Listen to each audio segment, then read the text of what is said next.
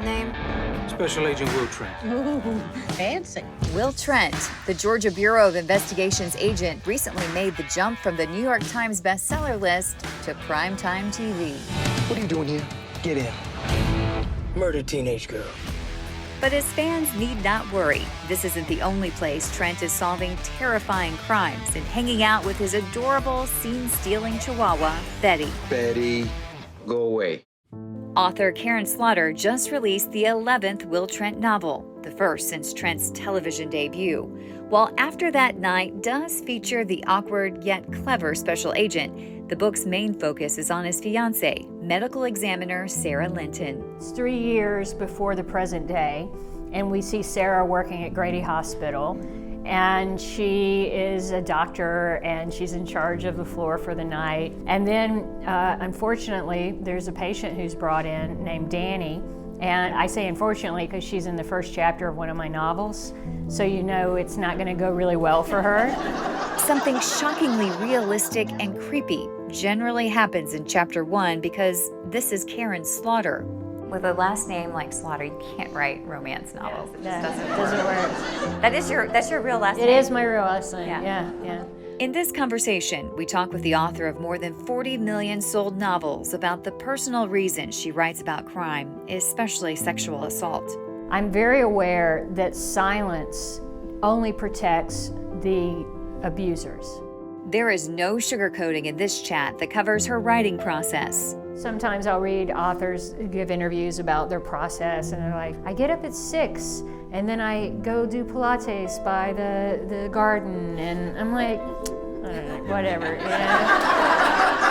I get up in the morning, I start writing, and then I keep writing until I can't write anything else, and that's sometimes 12 hours, 15, 16 hours. It's really a horrible way to do it. It's exhausting. Sitting that long is not medically recommended, I can tell you that. Her personal life and the pre-publication jobs that inspired her writing. So I was an exterminator. I was very naive. I didn't realize it was a drug front. And her reaction to the adaptations made to turn her book into a TV series. When I read the pilot script, I'm like, that is not how Will. No. Her authenticity is enlightening, refreshing, and entertaining. When I was a child, I really was interested in these darker things, and I was always getting in trouble at school for really weird things. I got a lot of flack for it, and you know, my mother's family was like, you'll never find a man to marry you if you're this strange, and I was like, good.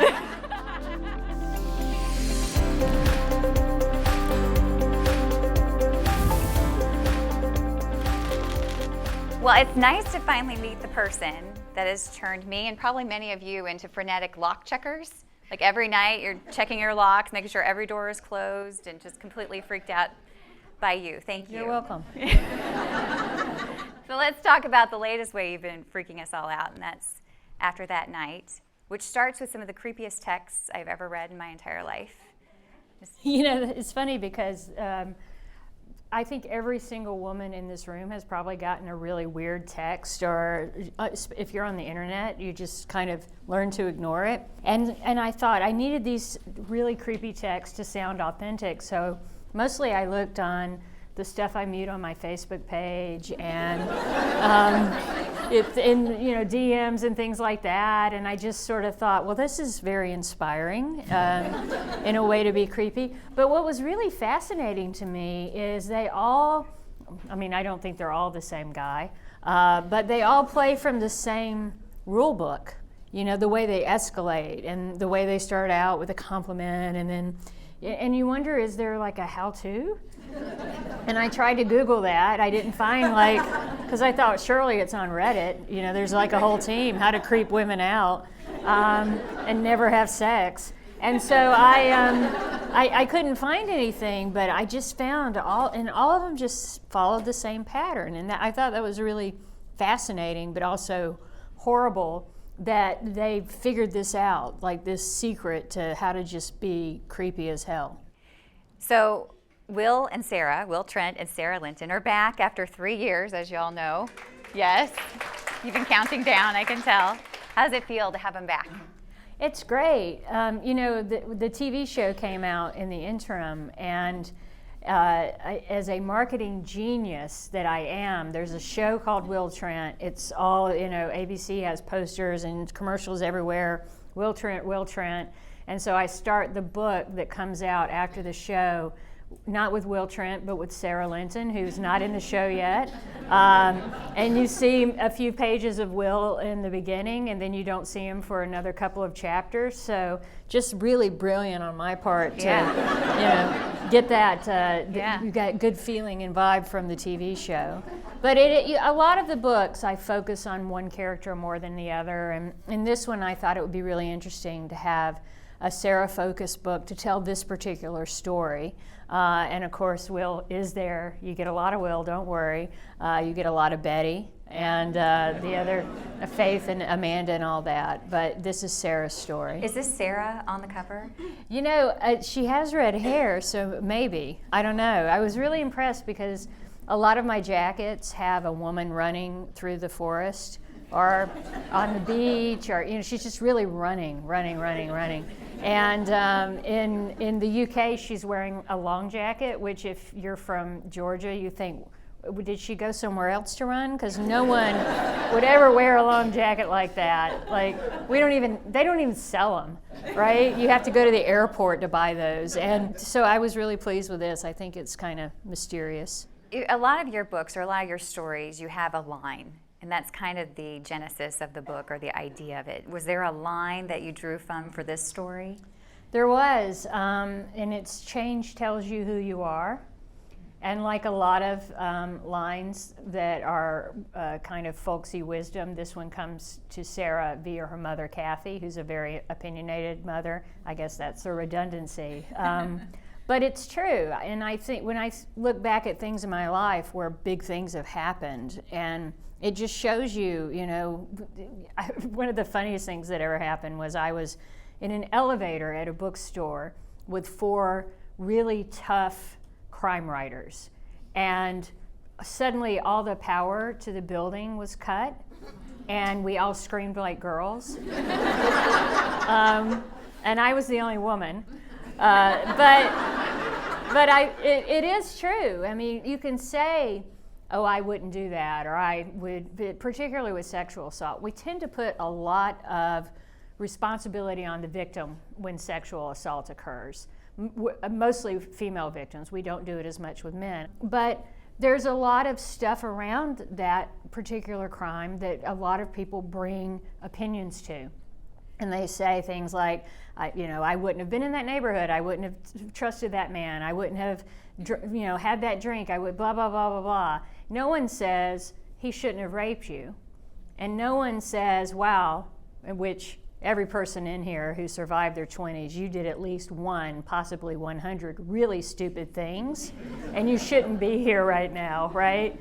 And so, people make mistakes and stuff happens, but no one has a spouse murdered, and the police say to them, well, we could find out who murdered your spouse, but it's going to be really difficult to investigate. It's going to be really hard on you. Are you sure you want us to find out who did this? It's not something that's ever brought to other crimes. And I wanted to really talk about that. And I wanted particularly women to think about how they judge that crime when it happens to other people, and the criteria in our head that a woman has to meet before we'll feel sympathy for her. If she's a mother, if she's pregnant, if she dies, she's going to be on People magazine. If she's white, all these things. We saw with the recent serial killer captured, that when he targeted sex workers, no one really cared in the beginning. And we see this with women of color who are targeted. People just don't get the attention that they deserve. We should all be outraged when anything bad happens, and it's so commonplace, we just sort of go on to the next one. So that was really something I was conscious of when I wrote that line is, before you say, well, this woman was a sex worker or this person was in this bad place, I think you should think about the fact that you have absolutely no idea how you would respond to that situation, and I hope that you never find out. Yeah. Let's talk a little bit about research. I mean, obviously you understand this topic so well, and you know the intricacies of sexual assault. Did you talk with the victims, or how did you get into the heads? I do. One thing I know that most crime writers are very aware of the fact that the crimes we write about happen every single day to real people who are experiencing traumatic events.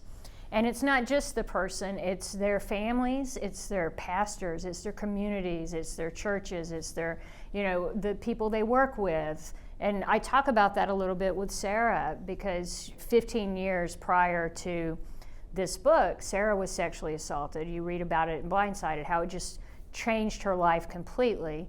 And she's still feeling the reverberations from that. And one of the reasons why, when I started writing Blindsided, I chose to have that experience for her was because when I was growing up, my grandmother was being horrifically abused by my grandfather. And we just kind of pretended it wasn't happening. And we would go to Sunday lunch, and my grandmother would have a black eye or a split lip. Occasionally she'd have a broken bone. And my strapping uncles, who were like my dad was the shortest, they called him Shorty, he was 6'1", and they would just tease her about being clumsy. And eventually, as I got older, I thought, no one is that clumsy, something else is happening. And I talked to my sister, and she said, we don't talk about it. And so when I started writing, I think every writer makes a choice. For me, in my books, I'm very aware that silence only protects the abusers. And not calling my grandfather on it, pretending like it wasn't happening, did not help my grandmother. And so I wanted to write very realistically about it. Sexual assault is not sexy, it's not fun. I mean, I'm Gen X. I grew up on General Hospital where Luke raped Laura, and then they got married, and that was the most romantic thing on earth, you know? I mean, we had like V.C. Andrews, sure, have sex with your brother and have children, or like Blue Lagoon, they were cousins. They were cousins. What's the other one? Thornbirds. Oh gosh, like that's a priest, right? A priest. Lace, which one of you bitches is my mother? Which is something I got in trouble for saying at school the next day. I was only 8, but you know. But those were the sorts of stories we had, where all those stories were basically in service to really awful people being able to do awful things, and a woman's lot in life was just to take it, right? So that really formed how I wanted to write about sexual assault or just women who are successful. When I first started writing Sara, I had to be really conscious of the fact that she couldn't be extremely competent and have her together and all those things, because then people might hate her, you know, if she's too perfect. You know, Lee Child never worried about Jack Reacher being too perfect. But I say this as a woman, you know, a woman can look at another picture of a woman and just hate her. And so I had to be really careful with Sara and how perfect I made her, or how accomplished, or, you know, all of those things, in a way that I don't feel like I have to be anymore, and which is great. But when I started out, there was a lot of pressure around that. It says a lot about our culture and how far we've come. Right. Yeah. So speaking of research, I hear you also stalk mommy blogs. I do. Is that right? Yeah. Yeah, because I really don't like children. Got some applause in the back. Wow, yes, lots of applause. yes. Okay. To my people. I mean, they're so selfish. They talk about stuff I am not interested in, right? No motor control, the little ones, and they're always sticky. But so Faith is the one I have to do the most research with. With Sara, with the medical stuff, I have a doctor I've worked with from the second book. He's an amazing guy. He's in Texas. He's been an ER doc. He's done Life Flight. He's done all these crazy things. He's married to a pediatrician, and his brother works at a body farm. So I could not have created a better resource for me. And he loves the crazy stuff I come up with. And the thing about having a specialist in something is they could be the world authority on it, but if they can't articulate it to you and make you understand it, then you as a writer can't write about it. So David's really wonderful. But with Faith, I do read these mommy blogs, and I mean, it's like, wow, they hate children as much as I do. And you can't blame them. I mean, they're like terrorists. They're awful. They're awful, awful. I don't mean yours, but other people's. Obviously, right? Yeah. So a lot of Faith's irritation is driven by that. The fact that she's been a mother since she was 15 years old. So, yeah, she's got a lot to be irritated about. So, I mean, we obviously have talked about how After That Night has some, tough subjects. It's pretty intense. But there's humor in this book as well, and a lot of times it comes through Faith. And I have to read this line because it made me laugh out loud. Maybe it's because I have some of those sticky children. But she's talking about Emma, who's 4 in the book, and they've used some of her construction supplies to make a crime wall in her kitchen. And so you write, if Emma saw that her construction paper had been torn into strips, that her Hello Kitty tape had been used, that her drawings were gone from the fridge, she would have such a fiery meltdown that a couple of hobbits would show up to toss some rings at her. That's good. Yeah. That's pretty good. My editor is a great resource. When she had children, I was like, oh, God, now I'm not going to be the center of attention. But she will say things like, she was sick and she was exhausted. And I said, just knock yourself out with NyQuil. And she said, when you have kids, you can't do that. And I was like, what else have they taken from you? It's like, I mean, now that they're older, she'll down a bottle of bourbon. But, when they were little kids, always just on. Different. Yeah. All right, so let's talk more about your writing and how you came to it. So you talked about your family a little bit, but you've been hearing stories, telling stories for many years. You wrote your first book at age 6. I did. Well, book. My father loved it. He bought 3 copies before I ran out of that color of crayon. But yeah, I love doing that. And most of my stuff was, I'm the youngest of 3 girls, so it was about my sisters being mutilated or murdered, but there was no real narrative arc. It was mostly people were just glad they were gone, and I was an only child. So I've always written those sorts of stories. Okay, so you graduate high school, and it's like 10 years before you get your first agent, right? So in that amount of time, you're writing in the morning and the evenings, I guess, in between jobs. Yes. What kind of jobs did you have, and did they inform any kind of your writing later? I think so, because I dealt with the public, so it made me really understand how awful people are. So I was an exterminator. No, what? You're an exterminator? Well, my sister got me the job, and I was very naive. I didn't realize it was a drug front. So I would go out with this guy. He was very nice, and he would always pay me in cash. He would fill up my gas tank every day. He was super sweet because I was a great cover. And we would go into these houses, and he'd go spray for bugs in the basement. And there'd be like a thick envelope of cash on the counter. And he would always leave another envelope, and it would have a lollipop on the outside, and thank you. And he would say that was the bill, but it was also thick. And so he was leaving drugs and picking up drugs. Oh my gosh. And I was, and there wasn't even like chemicals in the spray. And it took me 6 months to figure that out. And I was making so much I didn't care. But then he had like an unplanned, had to leave town sort of thing. And I had to get another job, and I painted houses with a feminist women painting crew. And it's the most sexually harassed I've ever been in my life. I would just blush all the time, and they're talking about all these things, and I'm just going, oh my God, oh my God, oh my. Did not pay as well as the drug front. And then I worked at a sign company because we were painting houses, and it was summer, and it was very hot. Remember when we used to think that was hot? And so a friend of mine was working at a sign company, and I started working there. And eventually I thought, wow, this is something I could do on my own. And so I started my own sign business. Oh, wow. Yeah, and mostly so that I could write. And I became very successful. Eventually I dropped out of college because the sign business was so successful. But then I thought, you're going to be 30? I thought that was really old. You're going to be 30 and you're going to be a sign maker. and your life will be over.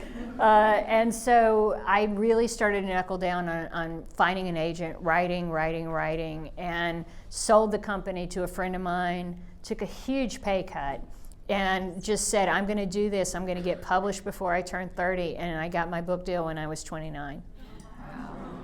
We're so glad you turned to writing instead of the drug front. Yeah. So glad. Thank heavens, right? You mentioned earlier that this is the first book out since the Will Trent series on ABC. So, first of all, how were you involved in that process, like as it got up to go? Did you get to go to set? Did you get to meet the real Will Trent? I did, yeah. I've been on set a few times. I've met Belle, who plays Betty, who's amazing. She's just so sweet. I've done some press with her, and she's so generous. But I've met all the actors and actresses. They're amazing. Ramon Rodriguez, I had dinner with him one night, and I was sitting in the restaurant thinking, how am I having dinner with this sexy man? And everybody in the restaurant was saying, how is she having dinner with this sexy man? He's so sweet. He really gets Will. I know people don't like that he's not tall and Swedish, but he really gets who the character is. He understands him at a very fundamental way. Ramon was raised by a single mom. He's got bossy sisters who kept him in line. He did salsa dancing, so he's got a really good rhythm. And he's just profoundly handsome. So, he's ticking all the right boxes. Yeah. But I love what he's doing in the role. And I think Faith, Iantha Richardson, is great, and Sonia Sohn, who plays Amanda. And, Erica Christensen is great as Angie, but she's not as dark as the Angie in the book. So I think people are like, wait a minute, I'm trying not to like her because I know she's horrible. I don't think they'll let her get as dark as the books because it is on ABC, but I think that they do make her a little complicated, so I like it. Well, that's what I was going to ask. Obviously, as readers, Slaughter fans, you guys have watched and gone, wait a minute, Angie is way too nice. Will does not look like the Will that I thought he should look like, and his car is not black. Yeah. Right? Is there anything else, like, for you, is that hard? Because, you obviously have created a world, created people that we, in our minds, exist, right? Yeah. So then to see that on TV and it's not the way that we're seeing it or you saw it, is there anything that's hard for you? When I read the pilot script, you cannot imagine the sound my ass made when I was like, Will Trent, and they had and I'm like, that is not how Will, no. So my note back to them, my really smart note, because I know so much about TV, was that he talks too much. And they were like, oh, okay, well, thank you, but actually this is television, so he does have to talk. He can't just, it made me realize you have pages where Will is thinking his thoughts, and then he's like, okay. So, it's kind of interesting what they have to do in order to get the essence of Will onto screen. But, you mentioned his car being black, and that was something I thought of too, but I realized it looks so much better on screen to be tan. And there's that where he's driving through the city of Atlanta and you can see the graffiti on it. That would not have looked the same if the car was black. Right. And you're not just writing for, I'm not just writing for your imagination to fill in the blanks, right? They really have to show these things. And I remember when I saw pieces of her, and they had a blue suitcase.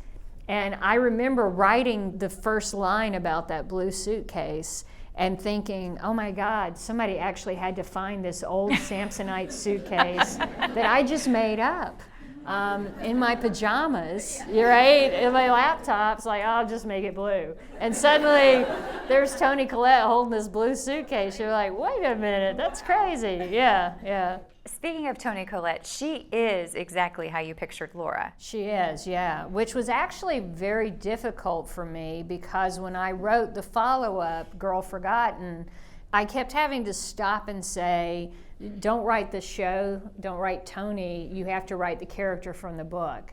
And so in a lot of ways, the fact that the cast looks very different with Will Trent makes it so much easier for me to write my Will Trent. And that's why I say the books are the books, the show is the show, because they are separate things. One is just an interpretation of the other. Yeah.